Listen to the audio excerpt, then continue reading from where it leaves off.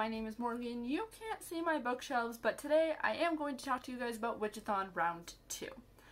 Witch-A-Thon was created by my friend Sam over at Yarn Reader, and she asked a bunch of us to help co-host Round 2, which is team-based, and every team has a bingo board, and so I'm going to introduce the other hosts, and I will then introduce my team and go through my team's bingo board.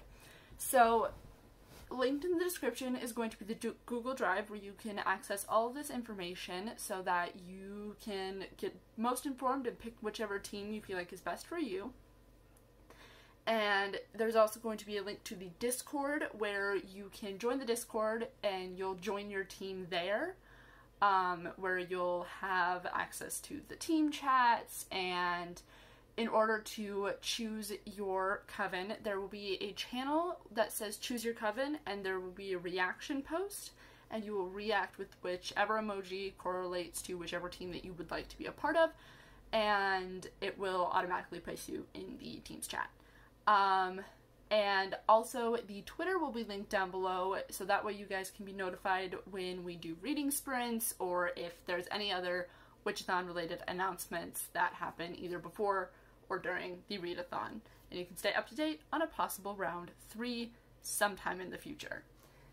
So I'm going to get started by introducing the teams. I have all the information on my laptop right here, so if I'm looking over this way, it's because I can't see otherwise. So I'm going to go ahead and get started with introducing the teams.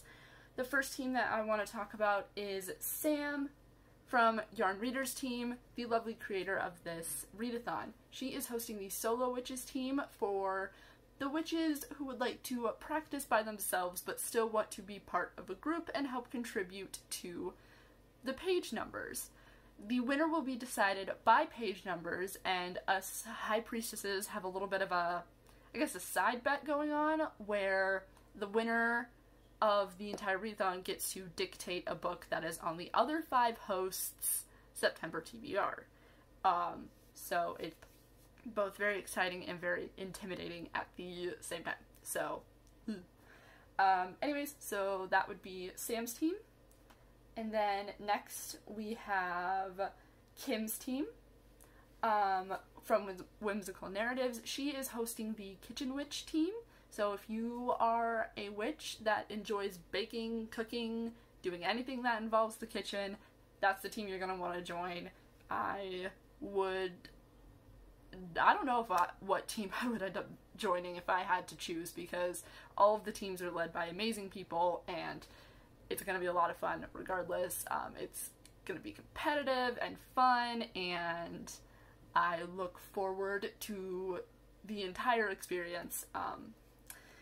And the other team we have after Kim is Hope. You guys are no stranger to Hope on my channel. She has been on my channel frequently. All of the hosts, by the way, their YouTube channels will be linked down in the description so that you can go subscribe to them so you can keep up to date on their announcement videos and if they're doing team-specific sprints.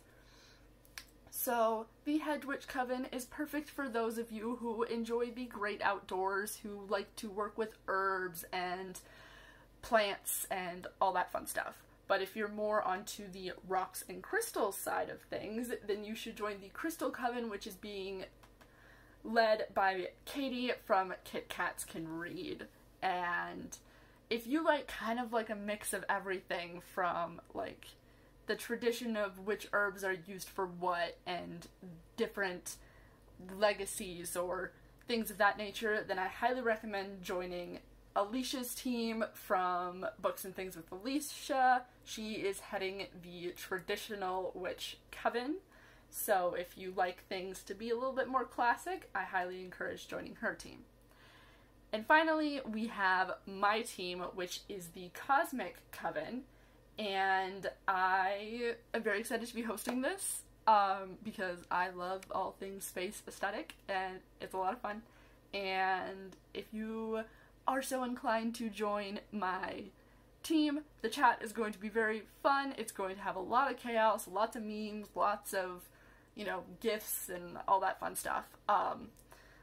So I'm very excited to have people join my team if you're interested. So this is the graphic for my team's introduction. You'll see that along the one side is the list of my favorite books.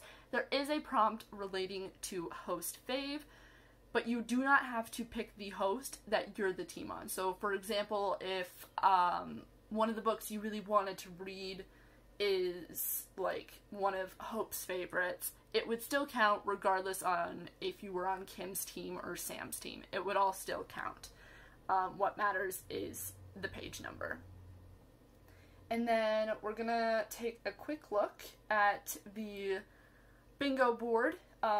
It's a pretty big bingo board, but you do not have to worry about completing it. You don't have to complete anything in any order. You can double up, triple up, quadruple up on all the prompts. You can stretch prompts if you feel like you need to, and for some of them that's gonna be a good idea. So along the first row we have 5 prompts.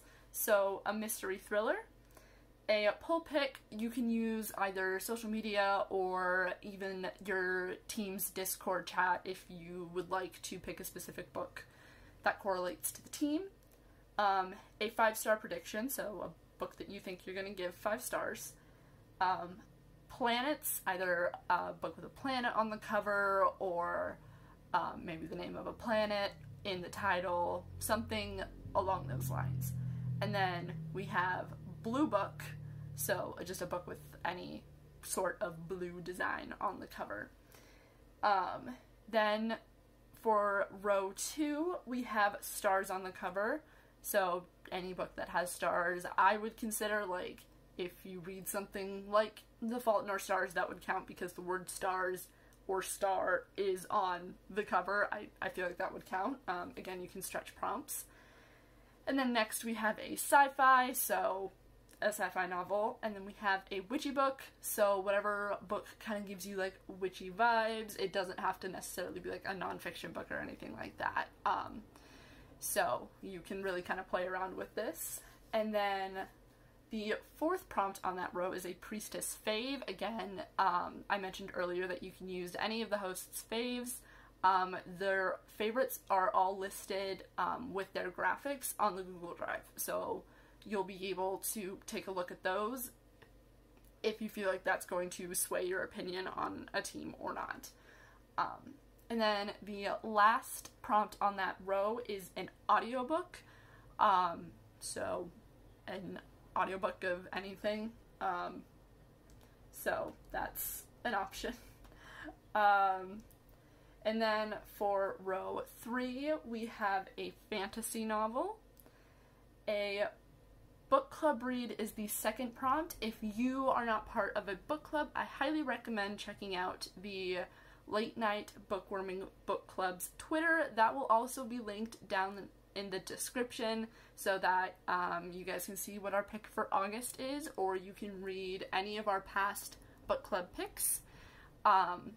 So that would count. And then you have a free space. Don't have to do anything special for that space. And then we have a buddy read, which is a little bit different than the book club read, but it would count if you did a buddy read with a book club, I feel like. And if you need people to buddy read with, it's a great opportunity to meet some new people. Throw your TBR out on the Discord, and if people are reading the same books, you guys could be like, hey, do you want to buddy read that? That kind of stuff. And then for the last prompt is a book set in the future, so whatever that means to you. And then for the 4th row, we have a horoscope pick, so a book based on like your star sign, or if you look at your horoscope every day, like maybe pick a book that like fits that kind of vibe of whatever your horoscope says that day, anything along those lines. And then the next prompt is tarot card on the cover. It does not have to be an actual tarot card. It can be any of the suits or a book that makes you think of a specific card in the deck. like for example, a romance novel for the Lovers card. Or if it has a cup on the cover, that would count for the cups suit in a tarot deck. And then prompt number 3 is Prompt number 3 is good vibes, so a book that just gonna make you feel good, make you feel like you're having a good time, maybe be a palate cleanser if you choose to read darker books for this readathon. And then number 4 is a shiny book, so either foiling or if maybe just if you're reading a hardcover and the hardcover just happens to be a really glossy cover, I would consider that shiny. And then number 5 on that row is an anticipated read. It does not have to be a new release, just a book that you've been anticipating reading.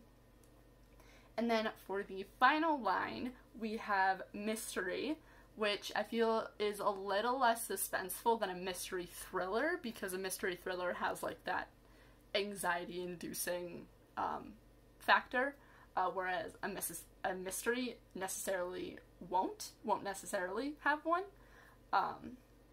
And then you have a friend pick, which again you can use the Discord for that if you're having a hard time choosing, or you just are like, hey person, pick a book, I don't know what to read next.